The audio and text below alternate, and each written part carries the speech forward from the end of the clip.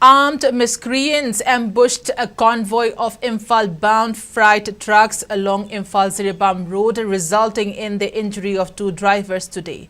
At least 5 trucks carrying petroleum products also suffered damage during the attack. The incident occurred around 10:30 a.m. in between Tolen and Kamai village under the jurisdiction of Tausim police station in Tamenglong district.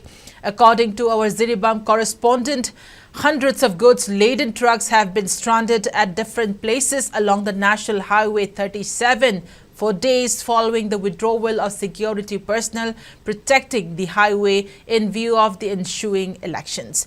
Today, around 100 vehicles stranded at Ziribam moved towards Imphal after the authority provided security escorts. However, the convoy of trucks was waylaid and ambushed by armed miscreants near Tolen village, which is about 51 kilometers away from Ziribam. In the attack, 2 truck drivers sustained bullet injuries. Moreover, 5 petroleum-carrying tankers also suffered damage resulting in the leakage of fuel. The injured have been identified as Romesh and Mohan. They have been rushed to hospital. Condemning the attack, transporters stranded along the highways expressed their apprehension to ply along the highway.